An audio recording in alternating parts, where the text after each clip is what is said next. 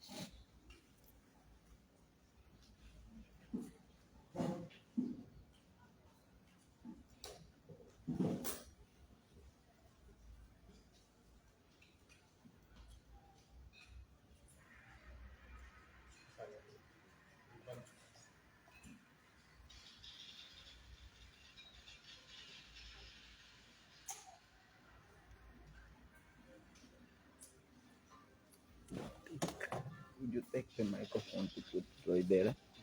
Okay, he did it. Yeah, that's good. Ladies and gentlemen, this next song is the song that tells a story. The story is about those Europeans who left the European continent to go to other continents or countries, supposedly to seek a new life.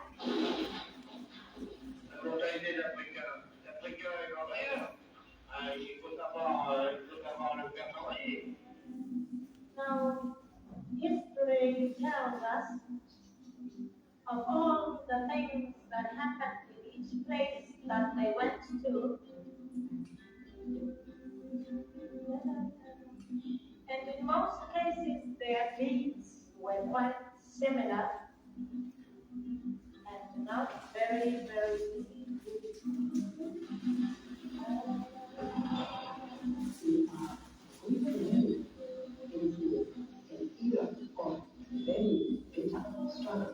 In which many of the evils that have tormented Africa over the decades, even centuries, will be resolved. Well, then it's not bad to rescue and to find. And if it's not bad, then who lives in the world? Yes, it's not bad, I die. All of them watching their own.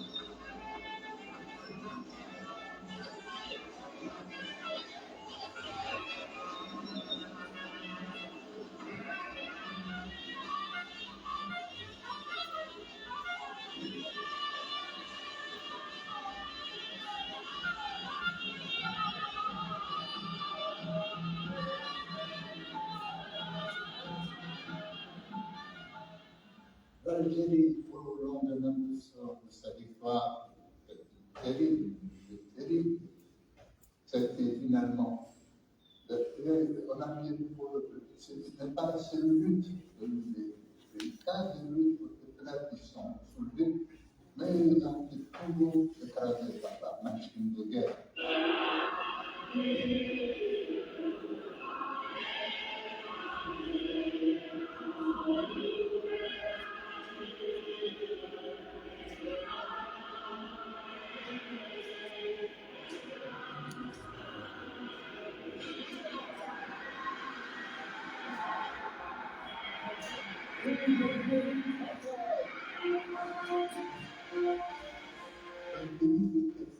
C'est pas n'importe quoi la France, c'est un des grands à l'époque. Ça a été une lutte très dure pour nous, pas appréciable du peuple algérien. De sacrifier à son mort, donc c'était une lutte très, très, très difficile.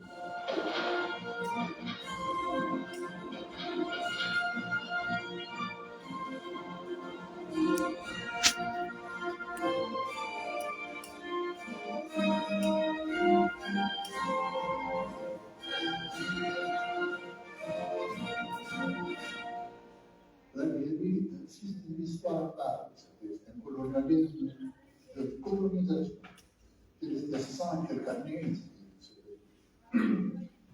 Et où il y avait 800 000 soldats, finalement, contre nous, pour la libération. Et que chaque Français à l'époque, oui, tous armés, tous armés, et même ayant des ouvriers pour aller pouvoir étudier pour tous les Algériens.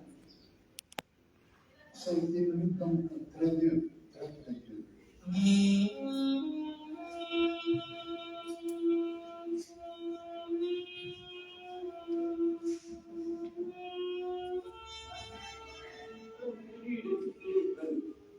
Algérienne, nationale, internationale, militaire. Je considère même nécessaire que ce recours à l'autodétermination soit proclamé aujourd'hui. Certains camarades se sont vendus au général de Gaulle. Moi, j'ai refusé.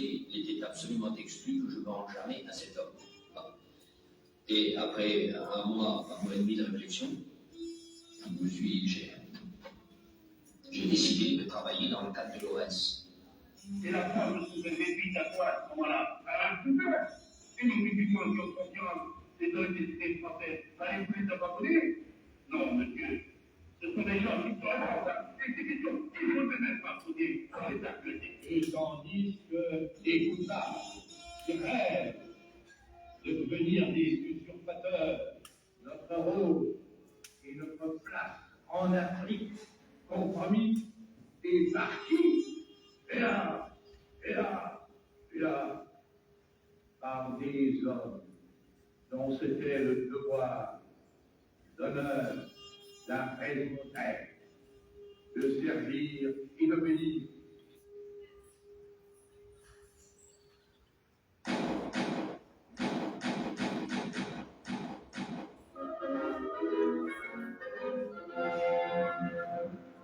Répondant à la visite du président Ben Bella à Conakry, M. Sékou Touré, président de la République et secrétaire général du Parti démocratique de Guinée, est arrivé à Alger le 19 mars 1964. Accueilli à sa descente d'avion par le président Ben Bella, le colonel Boumedienne, ministre de la Défense nationale et vice-président du Conseil, les hauts responsables du parti et les membres du gouvernement, le grand militant africain qui est M. Sékou Touré a pu mesurer, dès qu'il a touché le sol algérien, la chaleur de l'affection que lui épouse le peuple de l'Algérie. I think this is what makes the specificity of Algeria, is that carrying our struggle was not a limited objective. The objective was naturally, legitimately, to recover our identity, our sovereignty. But we also felt that we were part of the community, and we could not be isolated from the rest. So what would be life in Algeria if you live free and hide the fact that other Africans are still living the same ordeal you have been going through? Within ALN, we started, training field practice. And we said, what are we going to do after independence? After independence, Mandela, as a head of state, took the decision migration movements is something which is of the utmost priority. And we have to commit ourselves.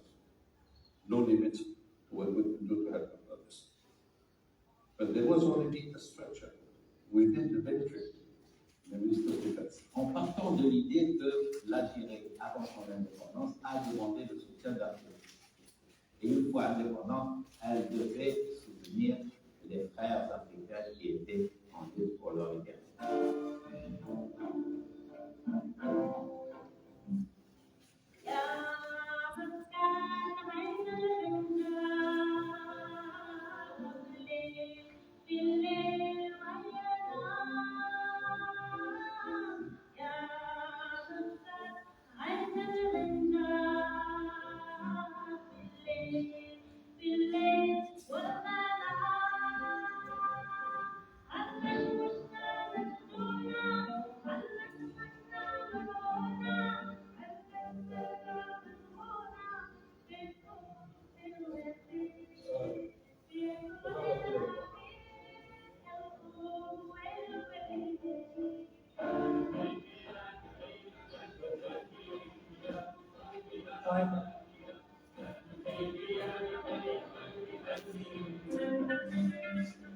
Ils avaient beaucoup de représentations. Je vous cite voilà, monsieur Hagouda, député de membre de l'association de l'UNIÃO nationale. Elle a un et mon compagnon à l'Assemblée contemporaine.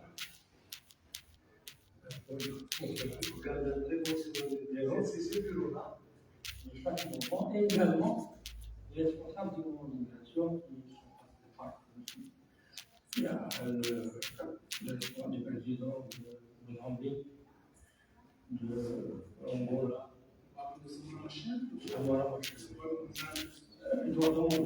d'ailleurs, je disais, ici, vous avez prononcé aux journalistes que Alger était la Mecque du mouvement d'immigration.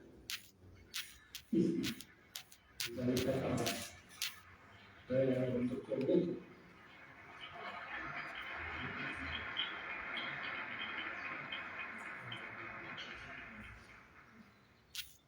J'étais ministre de l'immigration, un journaliste étranger qui me demande d'adresser la parole, en me disant, monsieur le président de l'Algérie, quels sont les points d'armement que vous octroyez au mouvement d'immigration. Cabral, voyez-vous, sourit, il lui dit non, cette question ne se pose pas à l'Algérie, c'est à nous, le mouvement d'immigration. Il lui répond, il dit, je parle en nom et au nom de tout le mouvement d'immigration africain. Le Vatican. Et alors tout le monde a commencé à prendre son stylo. Pour attendre que Cabral leur donne, voyez-vous, quel genre d'armement. Il leur dit que les Vaticans ont leur pèlerinage au Vatican, les chrétiens ont leur pèlerinage au Vatican. Les musulmans ont leur pèlerinage à la Mecque. Et les mouvements d'immigration ont leur pèlerinage à Alger. Alger est la Mecque du mouvement d'immigration.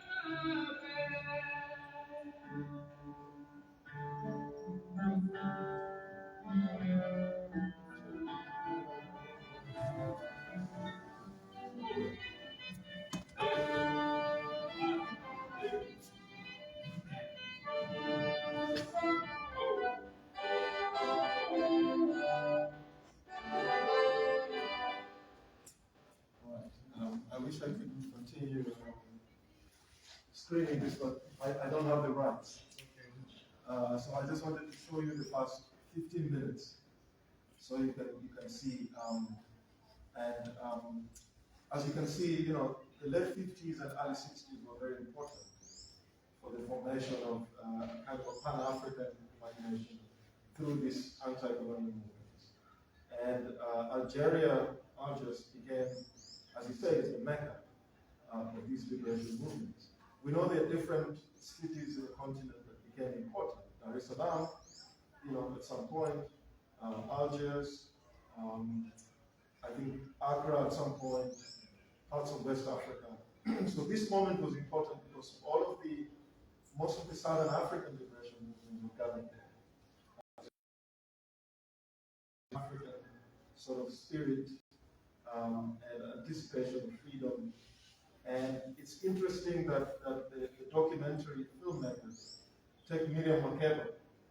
Miriam Makeba's voice is almost like a solid palette of the entire documentary. She's like the background, and she's an interesting figure in that regard. And one of the things that the documentary does very successfully is to create this argument that Algeria was this place where a lot of people were gathered. Anti-apartheid movements were gathered there. Anti-colonial movements were gathered there. If you watch the documentary further, you will see that civil rights, African Americans were fighting for civil rights, were also part of the conversation. The independence movements and anti-colonial movements that were happening at the time. You also had literary magazines that were also being published at that time. And this was a different form of circulation of the idea of Pan-African identity, of freedom, of sovereignty, and literary magazines were also platforms that ideas were carried around. People moved from one city to the other to talk about what kind of culture is going to come up when we get independence. What aspects of these different cultures that we inherit are we going to put together to form an African identity? And so I'm just going to very shortly talk about 3 magazines that were quite central during this period. And then we can have a conversation. I don't want to make this an academic talk because it's not.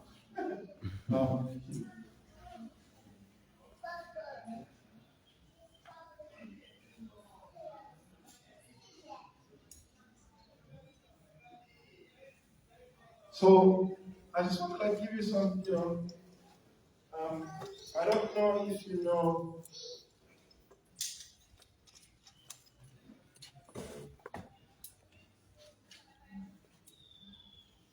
I don't know if you know the magazine Drum. Yeah. Drum. It was started in South Africa in 1952. It was one of the first magazines from South Africa to cross over to Anglophone Africa. From South Africa, it went over to East Africa and then to West Africa. It circulated a lot during that time. Drum magazine is important because it nurtured the first generation of sort of anti-apartheid black writers. Whether you're thinking about Eskia Patlele, Blok Mudisane, if you've heard of those names, Khan Temba, almost the first sort of major movement of anti-apartheid writers, black writers. They used to write for Drum. And Drum was it was a magazine that brought together pieces of journalism, some short stories, some photography. So it was quite iconic, Drum magazine. And many of the figures who were writing for Drum magazine at the time, in the 50s, ended up becoming major anti-apartheid figures overseas, in the continent and overseas. So this is an important magazine of that time, between 1952 and 1965. Really, really major. Now, we're going to shift our attention to the next magazine, which is Black Orpheus. So Black Orpheus was published in Nigeria, in Ibadan, from 1957. And this magazine represented also the culmination of the first sort of renaissance of West African writing. It was very important. You can Google it and see. Some of the major writers we know from West Africa, Wole Soyinka, Chinua Achebe, they cut their teeth through this magazine. This magazine was formed as part of a writers' union. It was called the Mbari Artists and Writers Union, which had branches in Ibadan, in Lagos, and in Southeast Nigeria. So it was a union of writers who were interested in art and music and film, and in relation to aspects of liberation and freedom. So it was very important. It also was important because Black authors did a lot of the translation between Francophone and Anglophone Africa. So they put up pieces that were written in Francophone West Africa, in Francophone world broadly, and they translated them onto Black authors. So it was very important because of the way it was able to translate Francophone cultural forms of production and ideas of African identity into the Anglophone world. So that was West Africa. And then you had, in East Africa, there was a magazine called Transition. Transition was started by a Ugandan Indian man by the name Rajat Nyoji. And it was one of the biggest magazines in the 60s for East Africa. So it published a lot of East African writers. Some of the big figures like Ngugi wa Thiong'o, began publishing there. And unlike Black authors, Transition used to publish a lot of political essays.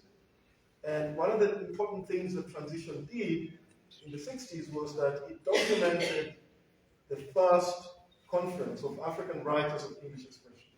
I was talking about it in the back, out there with a couple of people here.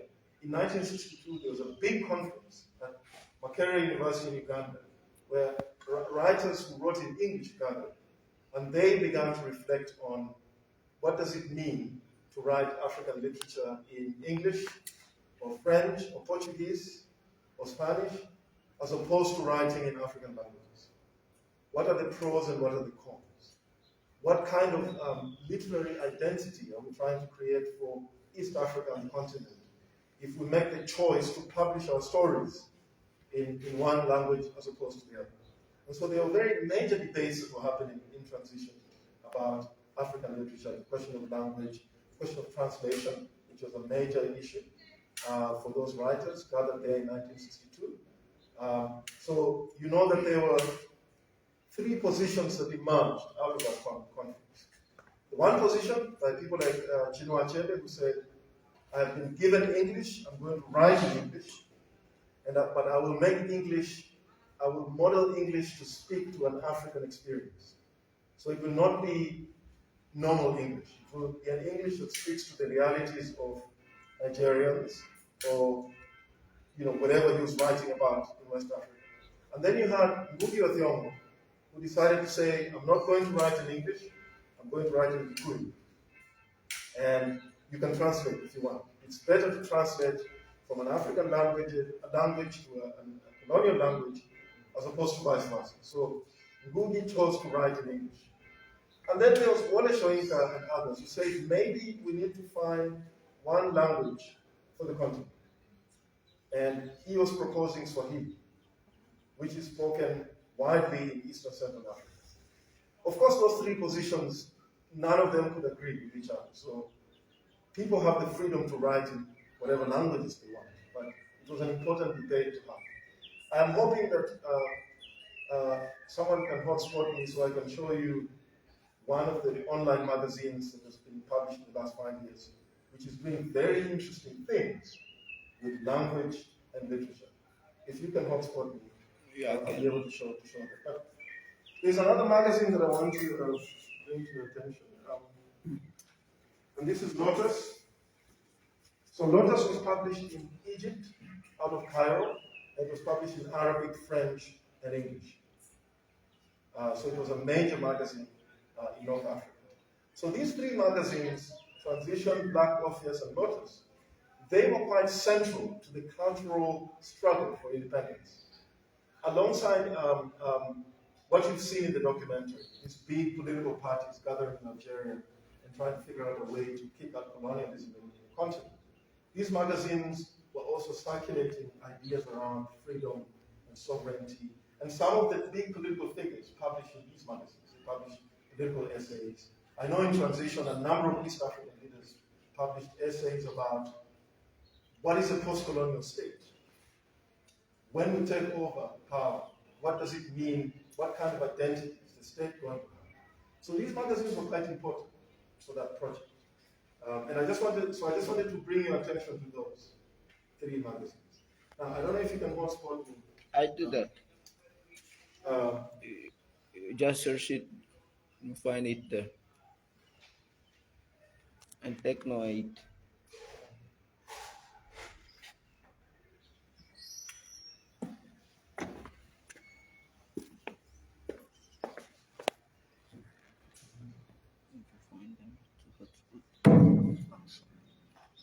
Is it the Wi-Fi? It's yeah, that's this okay. Yeah, that.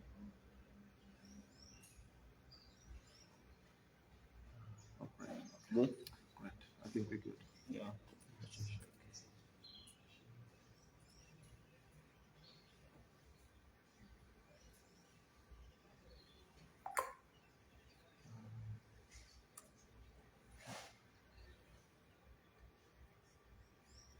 Yeah. Good.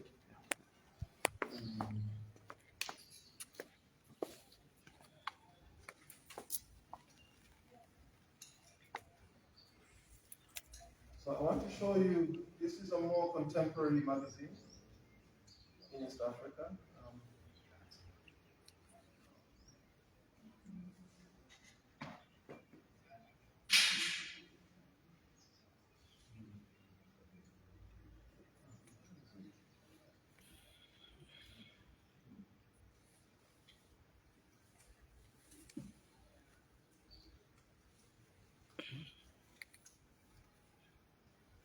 Okay, there we go.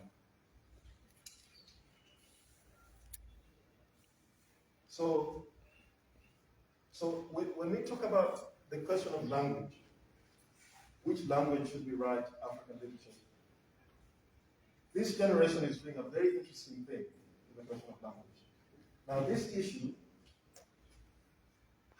it published one short story by Ngugi of Thiong'o in Giguyu, and then that short story was translated into almost 100 languages, and it's all online. So I just want to show you. Is it the magazine? Huh? Is it the magazine? Chalara is a magazine. Ah, Chalara. Okay. Now you can see translations in English and Amharic and almost more than 100 languages. Oh, sorry. Check the cover, please. Huh? Did you check the cover? Oh, this is the cover. Good. This is the cover for that issue. Okay. But I'm just rolling down so you can see the languages that come.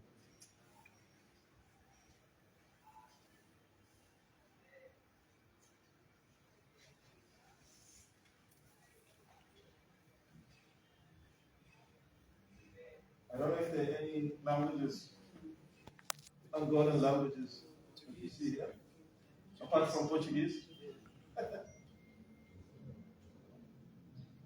Have you seen the Portuguese translation? Yes. It's right here. Right? Let's try and see.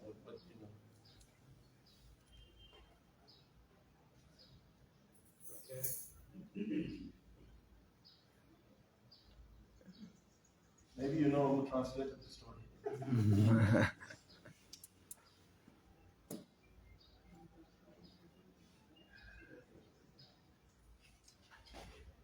Right.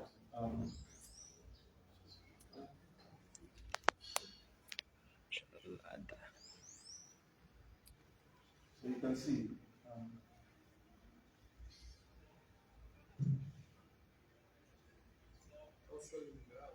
Also Lingala. Why is Lingala? Where is Lingala? Is it here? Somewhere here? No, just the title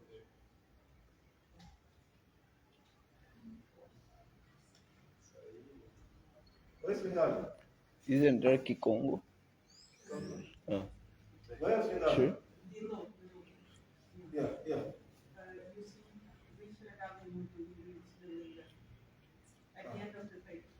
Oh, yeah.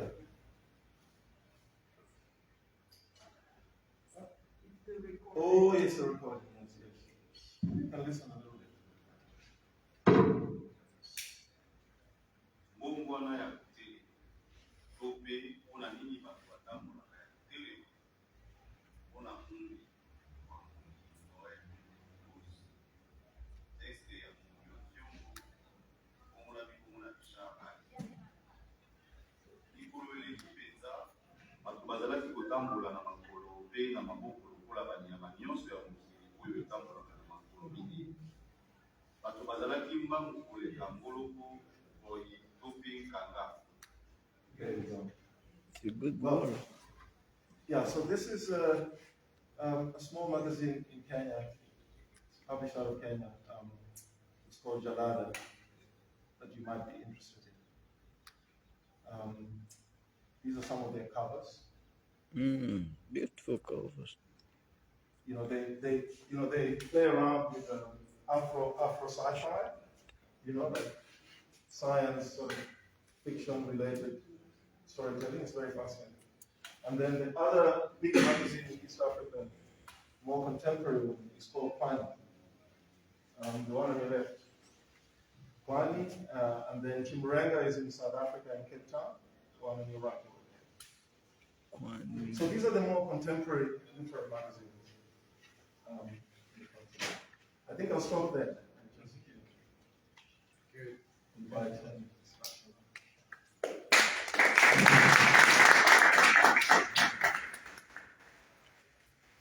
Would I keep hotspot? Or would I save the data? You save the data. I think, thank you. Not at all. Thank you, Chris, for this great work. Thank you for the presentation, and I think we can open to então abrir a conversa. Eu entendi que a conversa seria de não é preciso traduzir, mas se houver algum momento que seja necessário traduzir, eu estou disponível. Eu entendi que O microfone não está funcionando. It's working.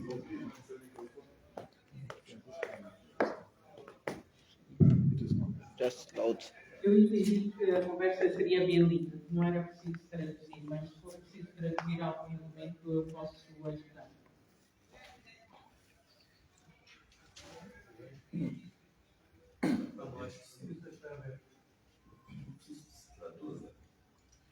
Temos uma sala menos cheia.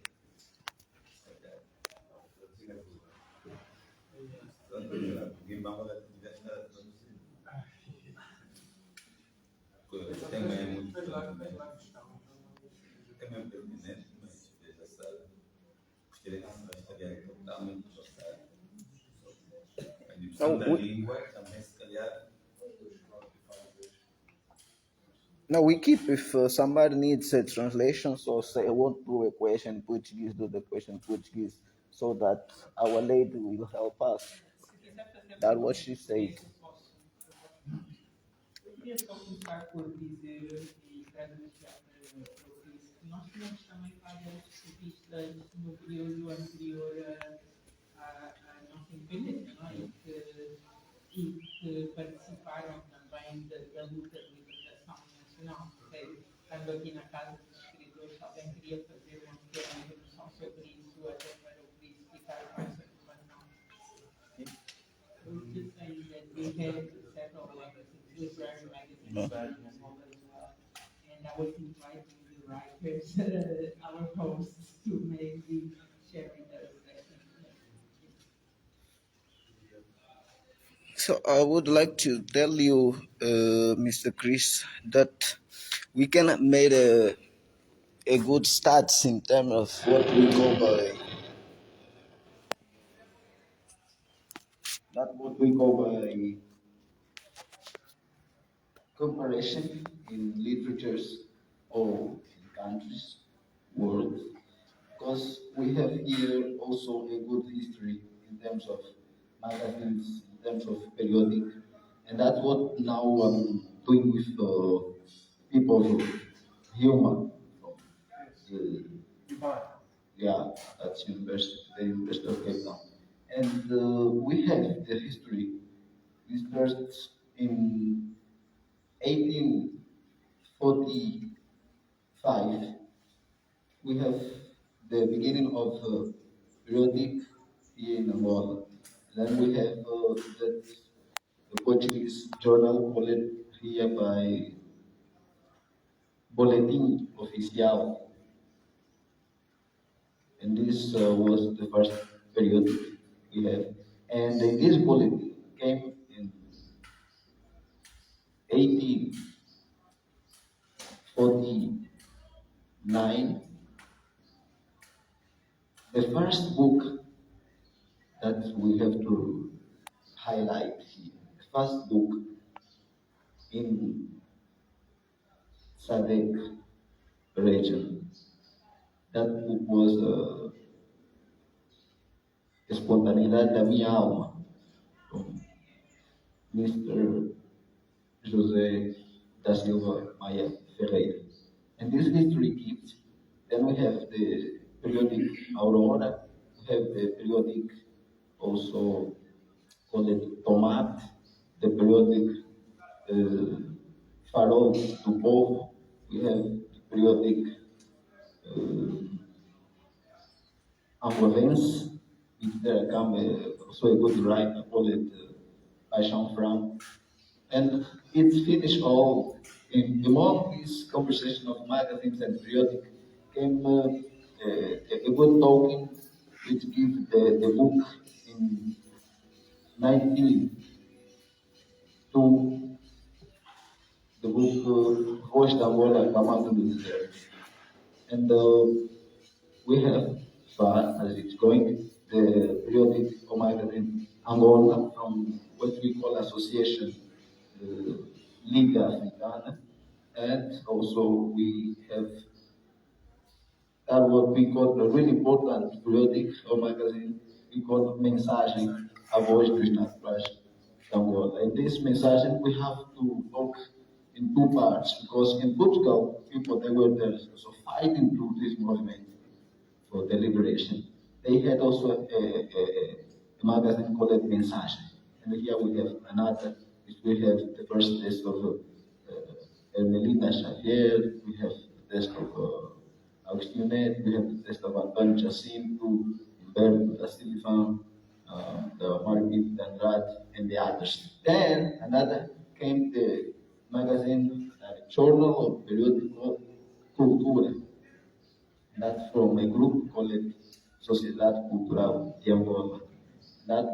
Those was our late said here, that we had also these movements, the writers, the journalists, they give also the ideas, the power, they fight against the worst of colonization. So that's to start the talk.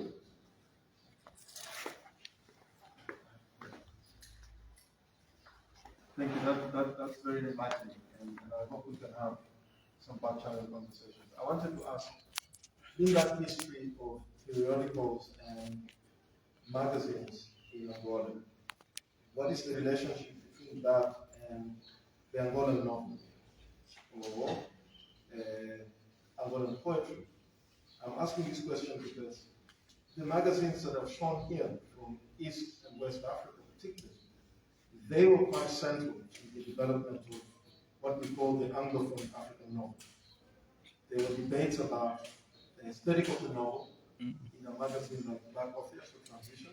There were endless debates about what form of the novel is suitable for the African continent in those magazines. So those magazines were quite important in opening up a space for thinking about the traditional genres, poetry, the novel, and drama. So I don't know what your response to my question would be. Has there been a relationship between Angolan magazines and novel form, poetry, or drama? Yes, there is. That's why we said some writers, they had in those magazines the space to say their ideas, the space to put their poems. And if we see poems from Anton Jacinto, poems from Agustin Neto, poems from Ermelina Xavier, a girl that here many people probably don't know, but she wrote the manifest of the magazine Mensagem, A Voz dos Naturais de Angola. Then all these spaces here, the magazines, the writers, they start to put the ideas there as they had a difficult to publish books. So they put there all the stats. We say Henrique Abranches and Anada, Luandino Vieira. We're going to see tests there, João Abel, all the tests we can see there. Unfortunately, I could not bring, but we have here also an edition of Cultura from Irene Guerra Marco, and perhaps the Mr. David Capelengela can give, if you're not gone today, maybe can give an example of that published.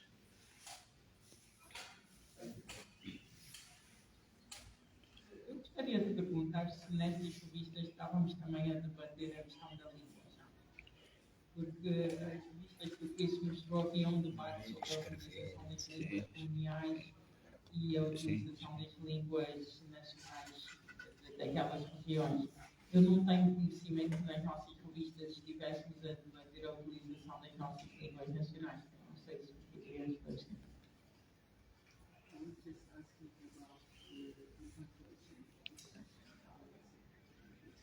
There is a discussion, so I'm not trying to monopolize the talking here. There is a discussion, an important discussion between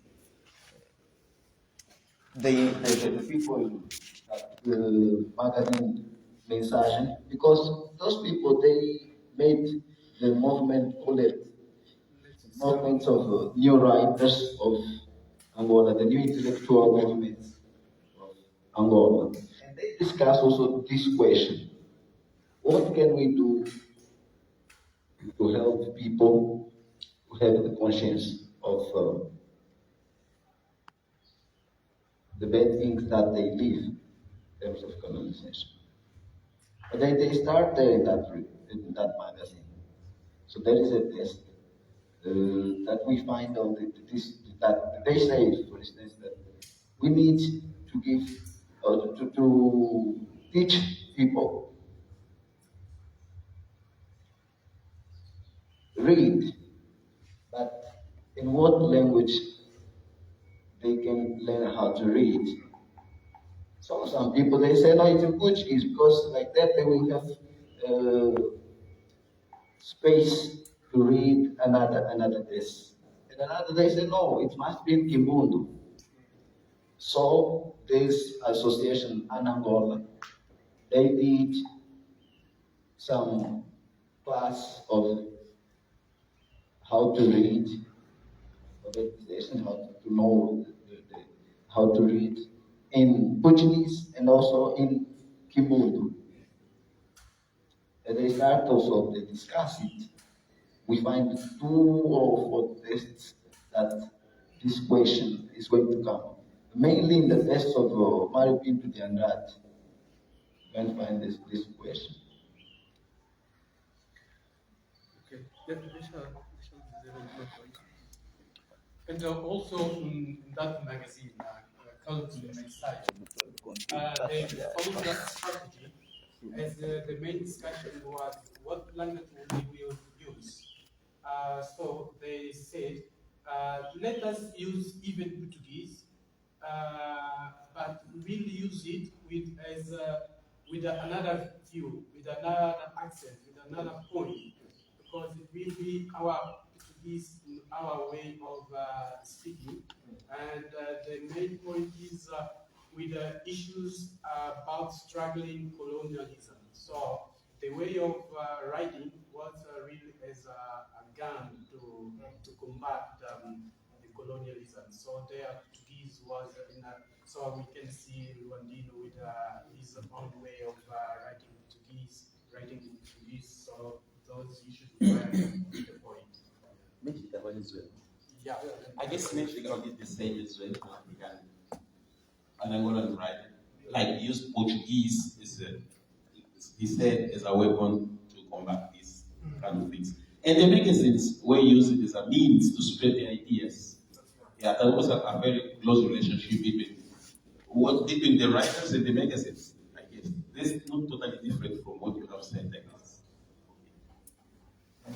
Here, Adrian wants to speak.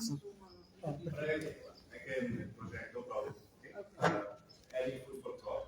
We can very quickly agree what you just said about all the languages people do not know how to read and so on. So Portuguese was a vehicle, even to, I mean, the first translation from a national Angolan language was actually to English, the first one. So it was very complicated by that time, even for the Portuguese, to have a clear dictionary and so on of all language in Angola. So, but from my family members that were in the struggle in the MPLA and so on, they argue, I don't recall if it was a message or any other magazine, that the Portuguese language was also used in order to not add the fractions that the national language had in the country itself. See, he wasn't discussing about Kimbund, but rather you have other language. It's not even the most spoken language in Angola. So how would you prevent a national movement that wanted to be national, not to break down, as already was, there were 3 movements in Angola, that were at somehow very geographically positioned about peoples and culture and so on. So how could you protect the movement not to break it down, like happened in Mozambique afterwards with Frelimo breaking down to Renão? So Portuguese was thought to be used as a common language in order to maintain a national movement, and then furthermore, they would kind of discuss a little bit, and that was the discussion of my grandfather and so on, thinking, okay, so how will we keep the groove of our movement and increase the scope and have it, the divisions of ethnics and languages and so on to actually come to our movement. We cannot privilege any other language or ethnicity or any other, otherwise they will just try to find their own place and fight like happened in Cabinda. So that's what I want to do with the little bit food for thought. By the way, who was your father? Sorry? But who was the father? Josh Peters. Okay, good. Please. I think the last element that we need.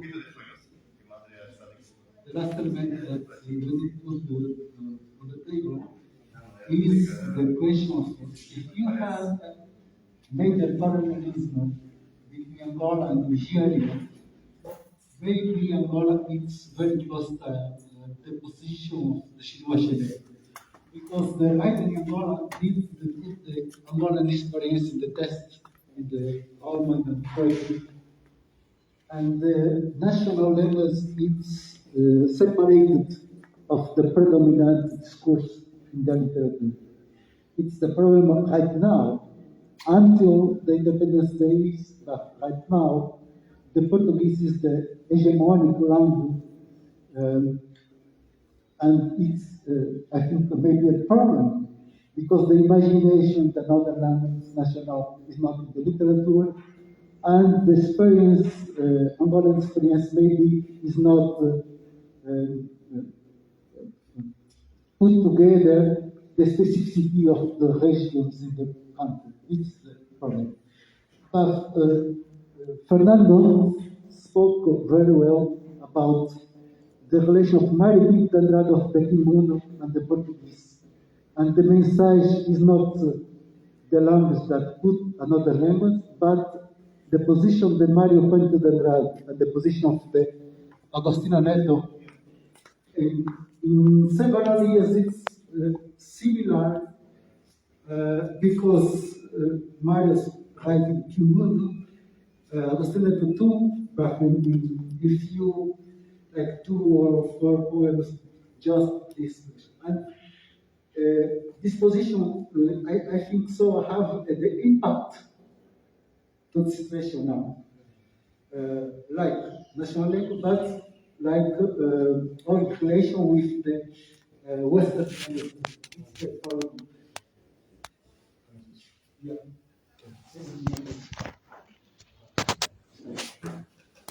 Christopher, I want to thank you for your words. It revived, especially in me as an old-timer, many of the figures I saw there. I met them personally, Sekou Touré, and so on. I'm not going to mention them, but most of them. So it was sort of a revival for my history, not only in Angola, as well as in Africa. The question of language, it's very interesting.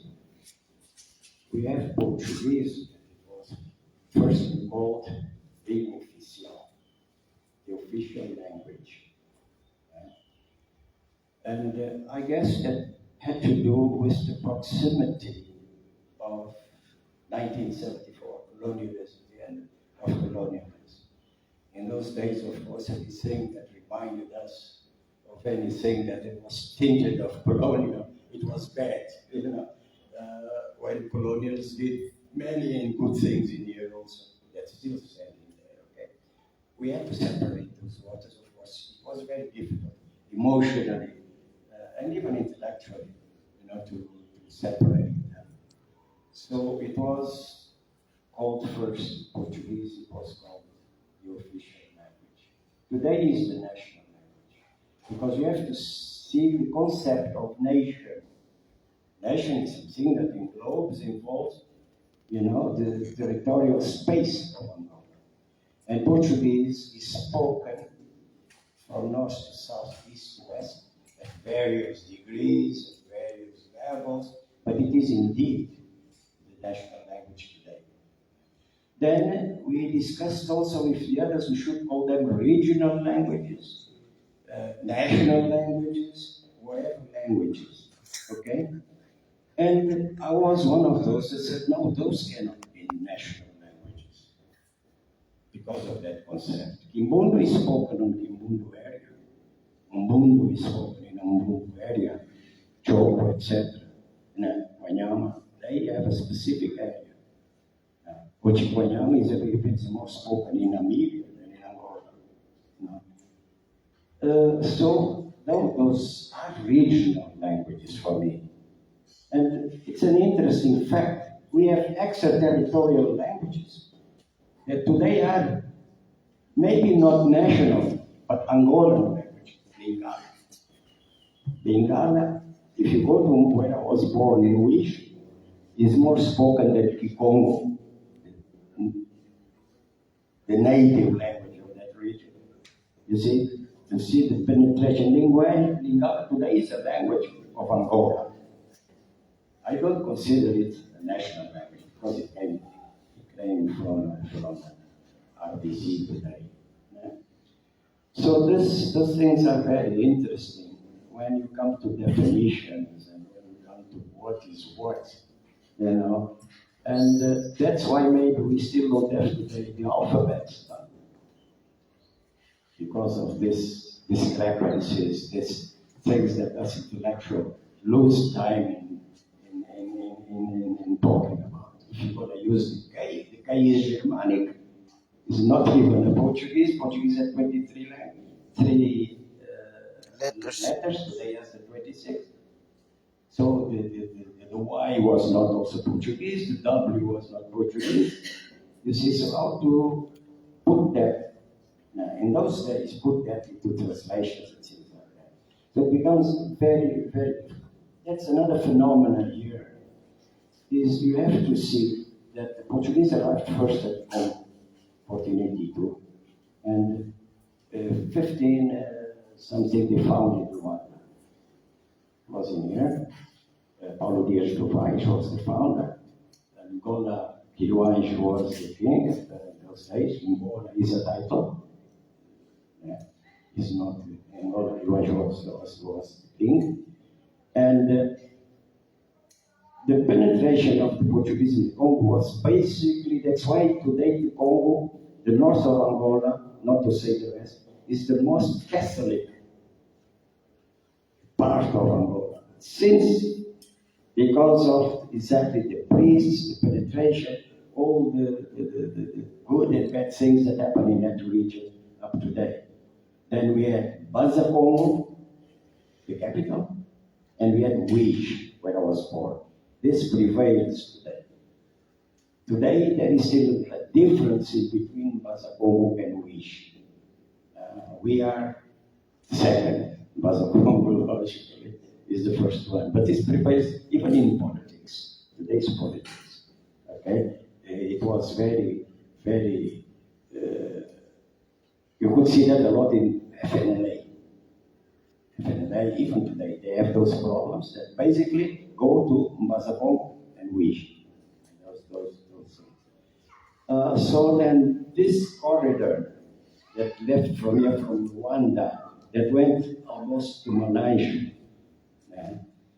created the penetration of the Portuguese to catch slaves and the contacts. They were called the Bombay. And it was very interesting. In that region, because of that, all the chiefs had a secretary that was the one who wrote the things to the administration, colonial administration. And it was a very phenomenon because this was the region of Ambaka. Those people were known today even as Ambakistas. Today, in a pejorative sense, when you call somebody an Ambakist, it means somebody who uses nice words but not properly. Okay. And the Ambakist, was those people who read at 8 pages of the dictionary without knowing that one word has 10 and used in different ways. And then created this Ambakism, which was very interesting phenomenon, and derived the name from Dembaka, that region that exists today. So here, it is a very complex thing to talk about writing in regional languages. I have a book now, it's being translated into Ubuntu. I had one already translated into Congo. And where do I go and get those translations? The churches. That's the only place. The one I went to the Kimbangista church, they translated it into Congo. Now I've gone to Yeka, which is the church of the Central of Angola, evangelic. They do it. If you don't go to the churches, nobody translates it to you. And especially in this area, in Ouma. Today it's very difficult for you to find people, the new generations, speaking Kimbundu. They don't speak. If you look at the war, for me the war had a positive thing. It was during the war that you created the stem of Angolanidad, of national union. And I say that why? Because Angola obliged the people to go, and they all came here to Luanda, the capital, of course, because it was the only place that did not experience physical war. So that's why Angola, from a population of 400,000 people, has 8 million today. Angola, Luanda is Angola today. You find everything in Luanda. And on account of this, then what happened? The things in the interior, it was very difficult, for instance, for an Ubuntu to marry a Kikongo. Usually people were not much for intermarriage. This was ended. It's very difficult today to find someone who's not married either to an Ubuntu or Kikongo or whatever other ethnicity. Their children, what language they speak? Kikongo, Ubuntu? Of course not. Portuguese. With the nuances, it's the Portuguese of Angola. It's not the same thing of Portuguese. We have not signed yet the orthographic accord. I don't know why that thing has to exist to start with. For me, that is Brazilian bookshops imperialism. Because Brazilian, there's 400 people speaking Portuguese. Portugal is 10 million. Here we 30 million. So of course, that's the thing. Why do we have to sign? Luckily, we have not signed that thing today. English, do you have an accord? You speak English in Canada, you speak English in South Africa, you speak English in Australia, all over the world. I never heard of somebody saying that we have to have an accord to decide how you're going to write the English. The Americans through, they write T-H-R-E-E-W. That's how they write through, for instance. That's the way. That's it. So this is what I would like to contribute in order to your wonderful talk. And once again, to thank you for this moment. It was very nice. Thank you, sir.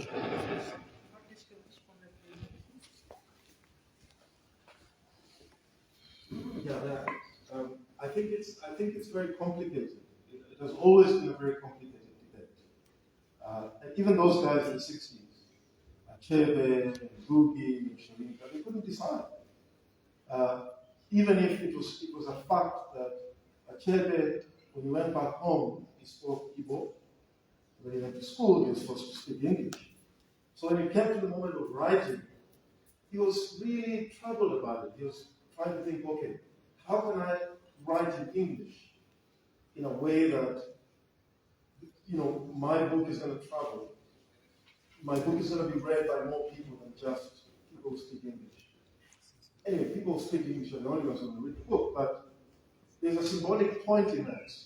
When you read Things Fall Apart, I don't know if we've read Things Fall Apart. It's one of the most famously read books around the world, one of the most translated books of African literature. And when you read the first paragraph of Things Fall Apart and the last paragraph, they're very different, even though it's English. The first paragraph is the story of Okonkwo, it starts with Okonkwo. And when you read the way Achebe is putting together those sentences, you can hear the music in the background. It's a very, very sort of oral palette for writing English. And then when you go to the last paragraph, I don't know if we know how Achebe ends Things Fall Apart. Okonkwo has committed suicide. And in the last paragraph, the district commissioner, the colonial district commissioner, is standing there looking at Okonkwo's body hanging in the tree. And then he says, maybe I'll write something about this whole thing. Maybe I'll write a chapter about this man. And then he says, no, a chapter is too much. Let me maybe put a paragraph in a chapter. But the irony of it is that the entire novel was about Okonkwo.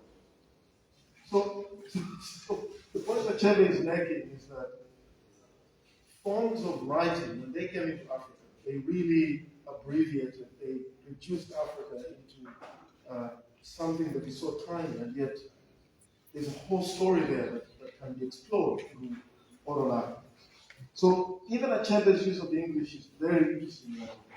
Now someone like Ngugi decided to do away with English and to first write his novels in Kikuyu, and then have them translated into English.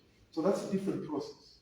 And when he wrote his novels in Gikuyu, people asked him, okay, well, only the Gikuyu are going to read it, because only the Gikuyu speak that language. And he said, it's fine. People who want to access the story in other languages need to translate the story. I can't be forced to write a story in English and then have it translated into African languages. When I can speak Gikuyu, I can write it. It's my mother tongue. So he chose a different path. And one of the things he says about his novels, the way they were read, even amongst the Gikuyu, he said that you didn't have to sit at a desk to read the story. There are people who are reading the story to people who couldn't read on the page but can hear the language. So they would sit around the table and read them the story. And that's a different way of engaging language in relation to this thing. So I think it's very complicated. I grew up in a society where I spoke English and Swahili and Luo and Luya simultaneously. We grew up with multiple languages. And so I think the point for African languages, people like Gogi, is that as much attention needs to be given to African languages as it is to the other languages.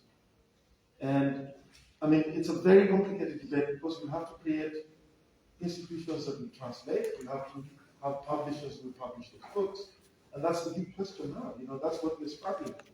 But what I just showed you now with the online magazine is interesting because they're using online platforms to give equal access to African languages as well as other languages. I mean, you saw on that page, all that material is available online. It's for free. You know, so it's a very interesting debate now than it was in the 60s. That's what I wanted to. One thing, sorry, I forgot. You teach at the university in Cape Town, right? Yeah. Now, you never heard of me as a writer in Cape Town, of course, naturally.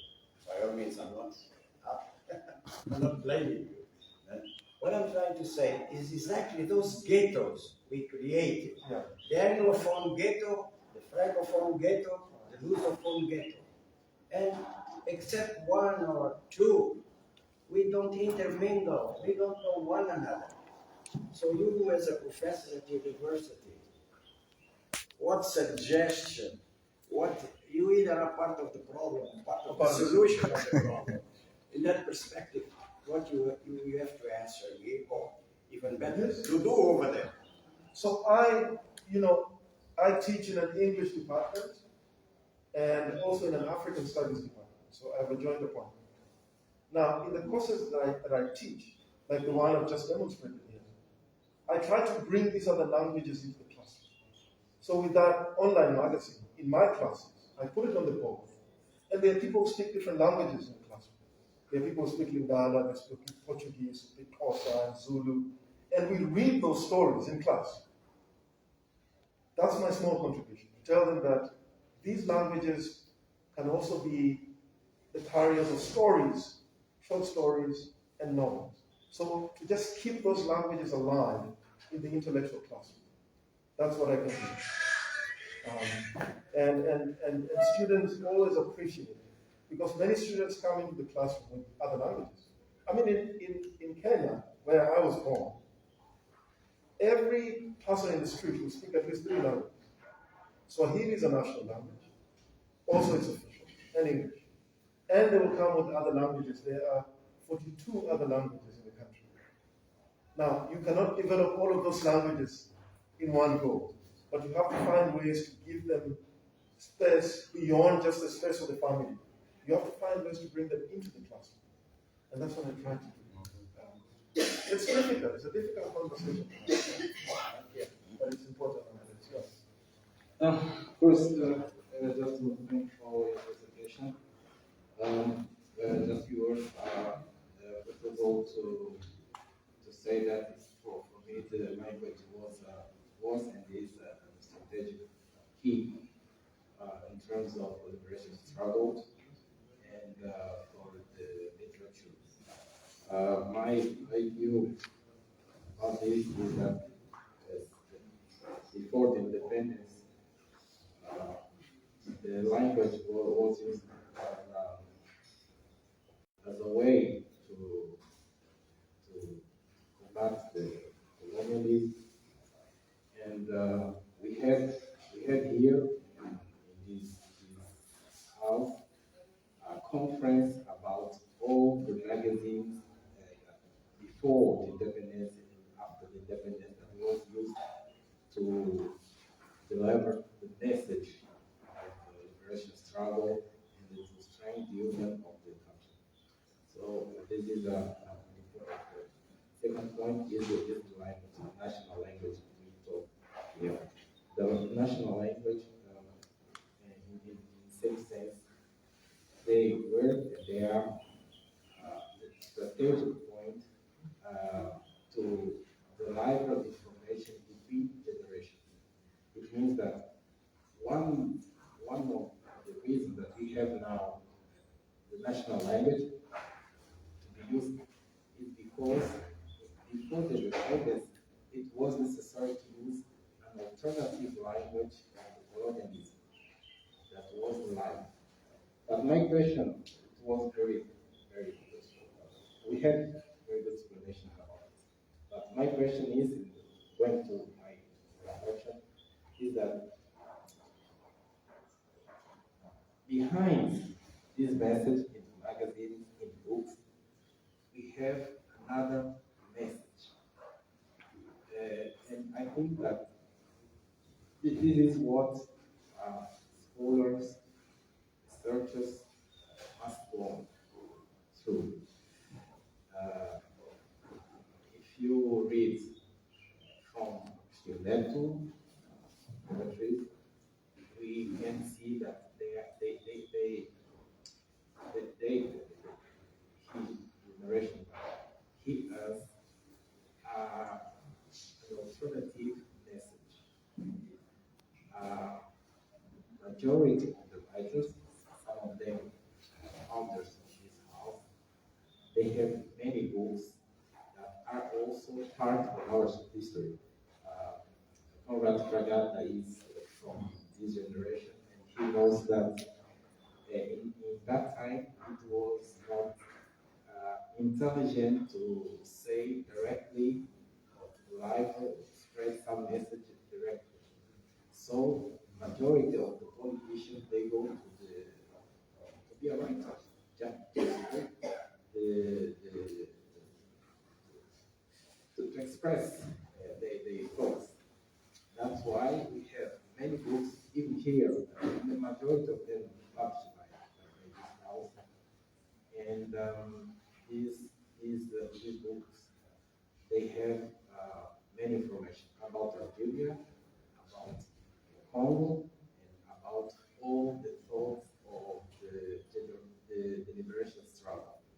I think that this contribute that the university can give is to try to bring up space this kind of information that can be useful to have a history of our continent, of our countries, told by who really participate.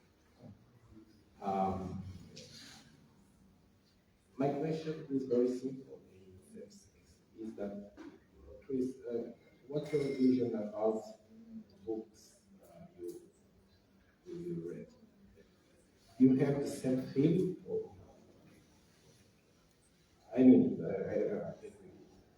what's your opinion about you talk about Sheve and other writers? And I said that we have writers, we have journalists, majority of them, since the liberation struggle, there is a library message. And now we have all this information in the universities. My question is, it's possible to use this information to recreate history. I mean that from 60s, 70s, even 80s, we can have in the literature all the path to the independence. It's possible to think about this kind of project. And if you have the same feeling that it's not important to read the books, like literally, it's important to go behind the text. It's my question.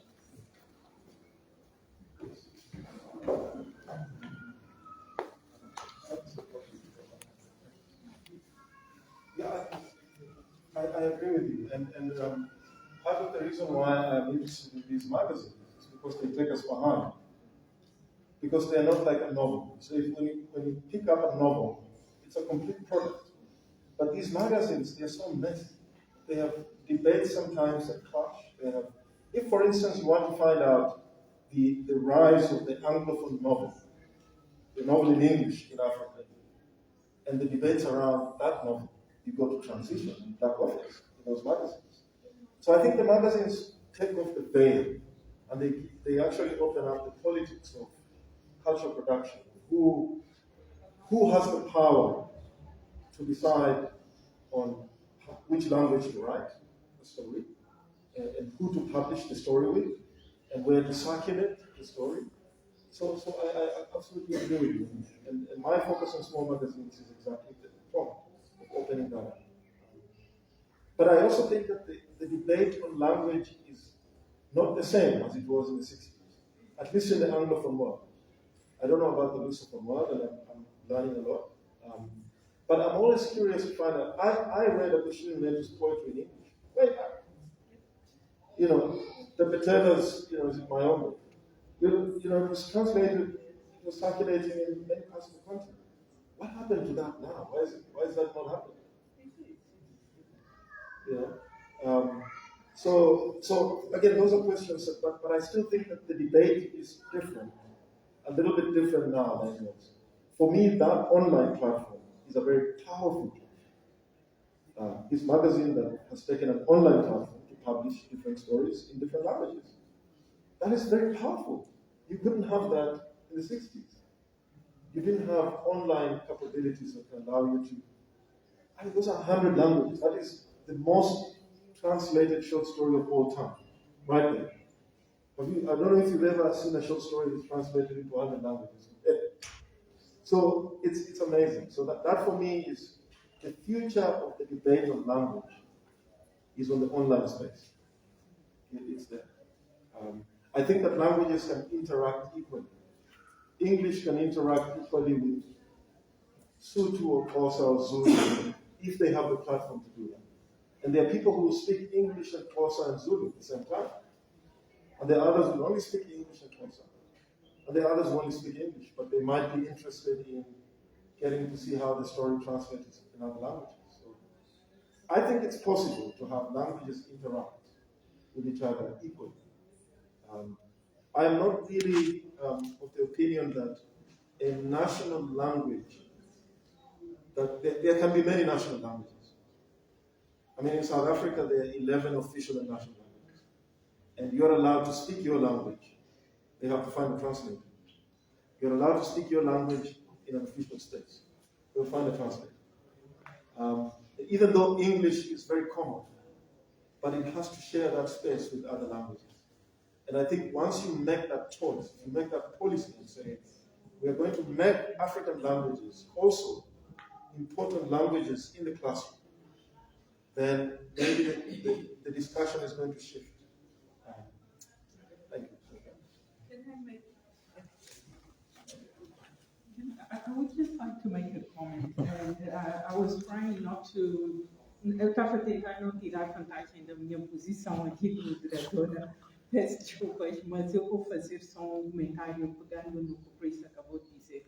A questão da língua é também uma questão de poder. E quando eu coloquei a questão sobre as nossas revistas, claro que há, como o Aguinaldo disse, e também disse, havia uma questão de negociação com o poder colonial. Nós não podíamos escrever nas nossas línguas nacionais.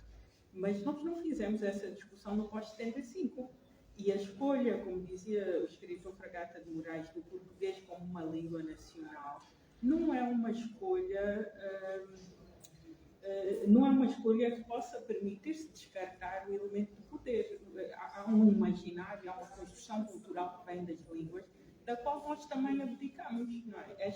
Esta convivência comum que o Chris menciona, nós perdemos-la.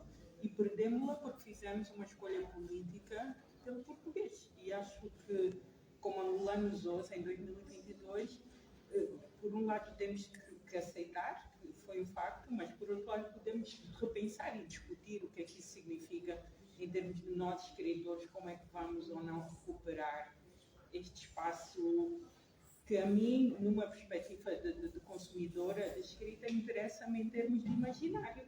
Não necessariamente da aplicação da língua, mas dos imaginários.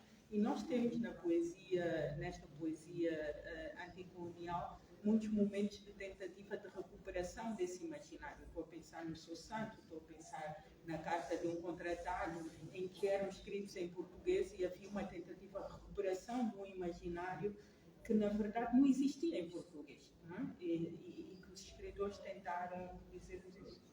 I was just making a comment, I'm sorry, but I was using what you said about the power and the role of power in this discussion of language and translation, and how by choosing the Portuguese in Angola we kind of left out the possibility of having the simultaneous, the language, the different language live simultaneously in equalities in a space of equality by choosing Portuguese as an official, I forgot to explain, first as an official and then as a national. We assume that the Portuguese would be and should be the unifying language rather than giving space to make it.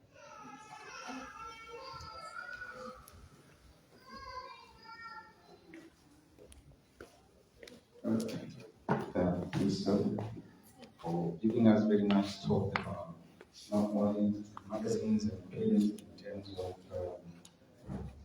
African writers, but also bringing the issues of African languages in literature. And then starting from that conference at Makerere to involve the three main individuals and three positions, of which I would say that those questions that were posed at that conference are standstill. For some of them, we have no way. So we did not find any, let's say, possible solution to, not to solve, but at least to minimize issues of diversity of linguistics that the African continent present. But I would say that if we come back from Angola and see from, let's say, from 1975, in fact, at the very beginning, we had a very prominent position in terms of African language because of the literacy program that the new government promoted in terms of training our population from rural areas to learn to read and write in local languages.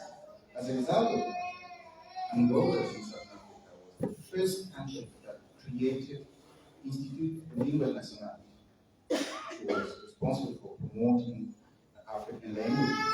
And in the 80s, 6 languages, but 6 languages created alphabet as a starting point to promote local languages.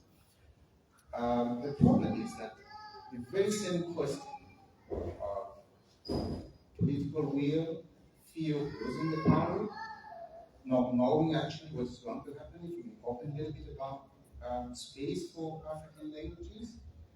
Because in 2004, at university, at least 2 departments of African languages have been created.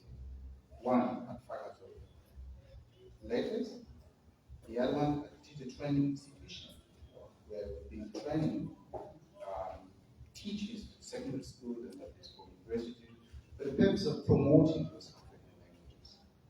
But the situation is always the same.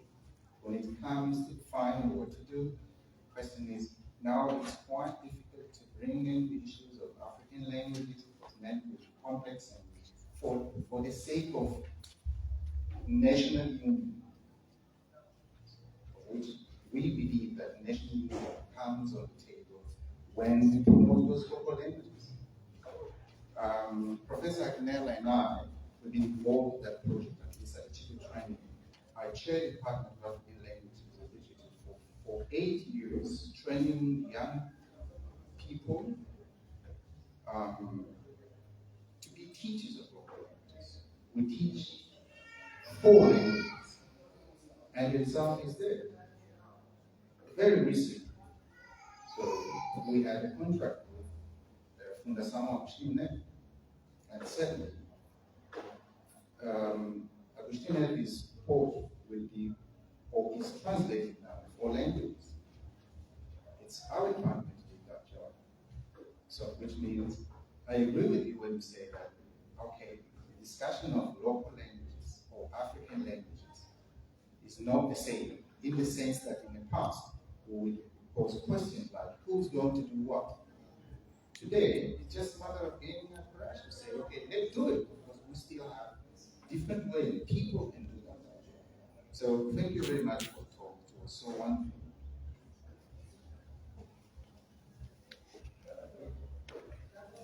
Good afternoon. I have a question.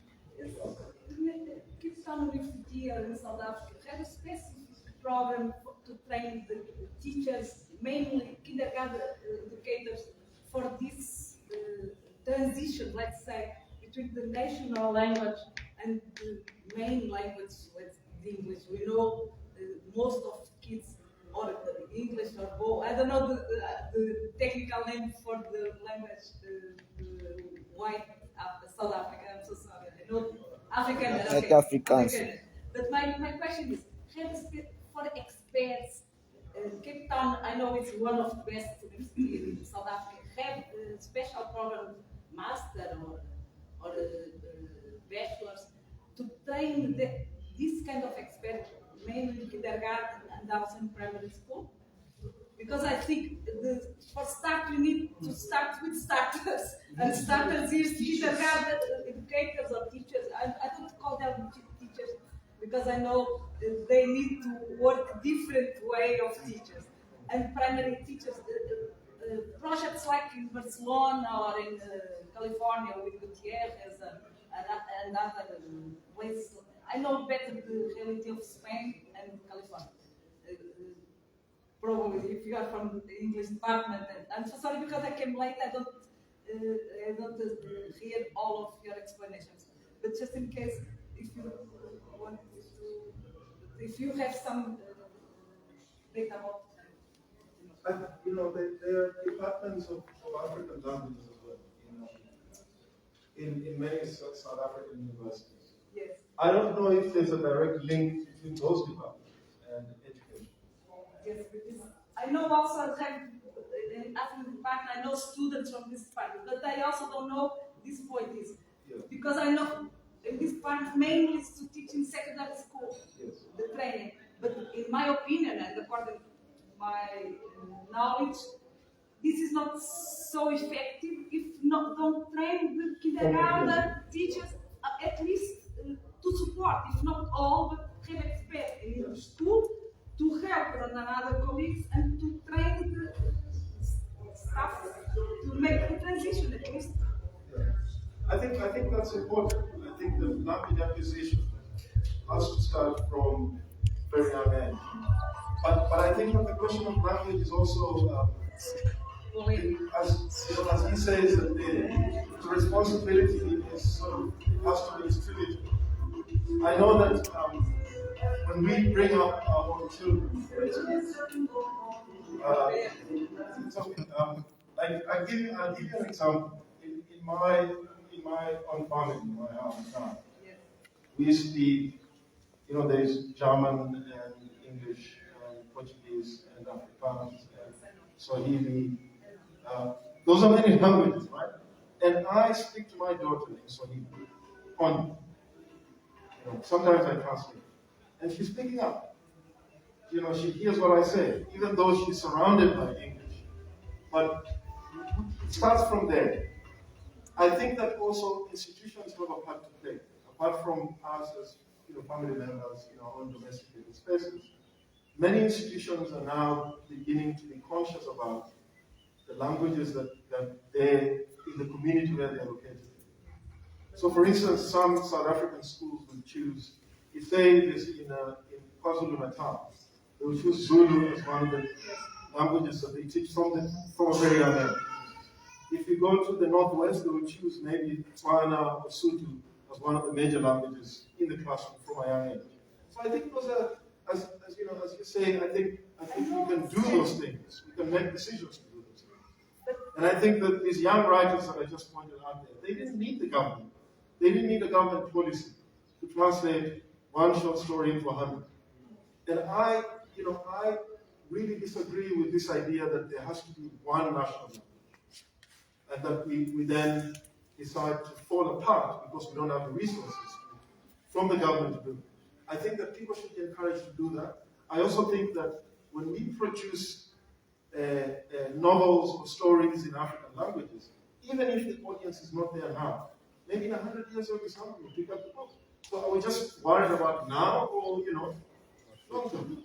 point is, if you are multilingual but for parents are unilingual, if don't have in school, kindergarten or primary school, staff can communicate with them, and even kids go to school and the language in school is strange, for sure they will fail. This point. And even family, what's the communication between families and school, if don't have experts training to make complete. Yeah, I mean, I agree with you. And there always has to be... And develop. Yeah. I think that the colonial languages have unified. In some ways, they've unified many parts of the world. It's a fact. We can fight with it, but it's a fact. That without English or Portuguese or French, some of us would not have interacted as quickly as we did in 100 years in the 20th century. But it's also a fact that we need to develop the other languages to a point of equal interaction with these other languages. You see, in Tanzania, they have 126 languages. When they chose Swahili, and they made Swahili an official and a national language, from in all the official spaces, all the languages, sciences, and humanities, they're all taught in Swahili. So it's a thoroughly developed language. But then they also got to a point where they couldn't interact with the Anglophone community around them.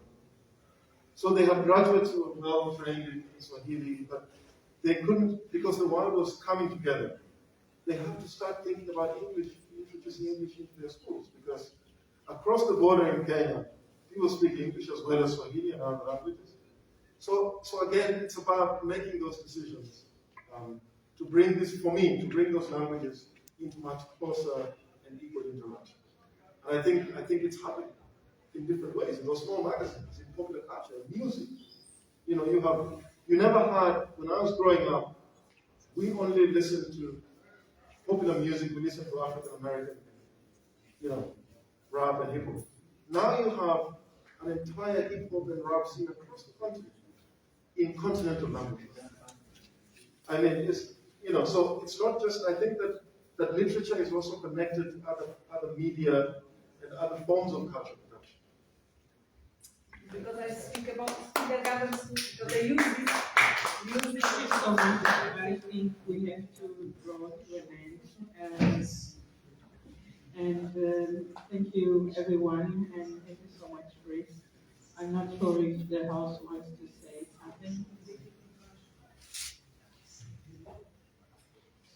Well, just to say that vamos oferecer uma revista e livro aqui da casa para os presentes. We will give you a gift, the one bulletin, which talk about all the magazines we was trying to speak about, and one book which photo of writers inside with their story, their essays.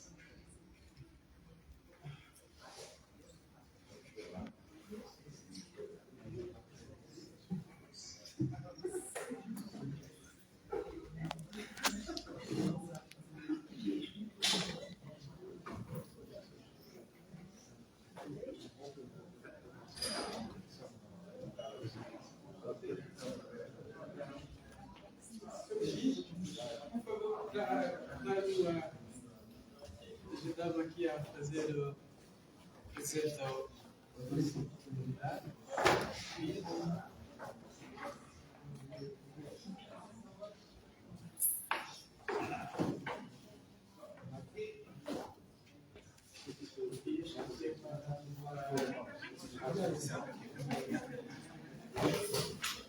Vamos oferecer a cada dos presentes.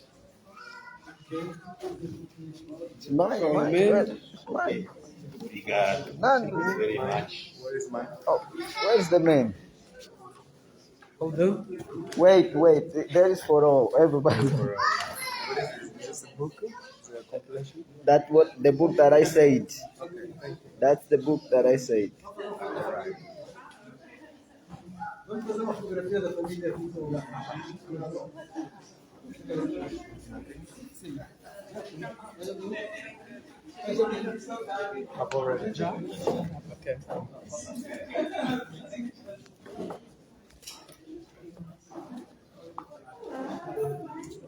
Que a Rosa.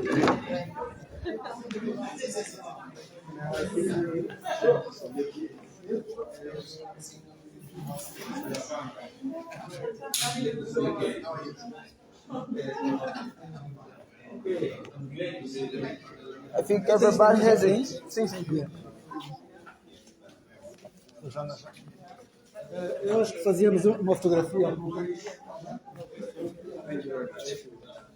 Esse é o kit da família.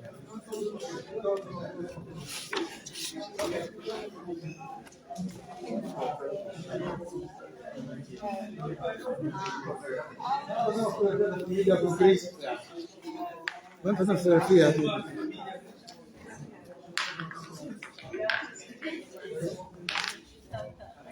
A sua máquina faria muito.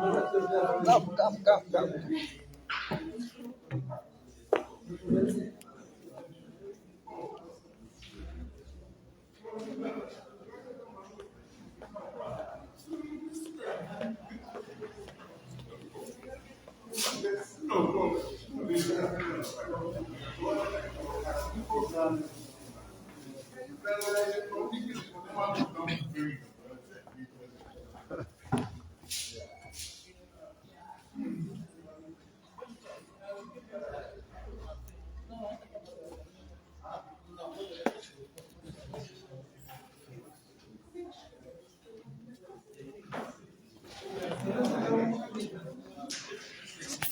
And then here we go. The other day, that thing. But if you want to give me more one, give me. Thanks. So, então, este já dá 20 minutos quebra. Ali não. O que você quer dar?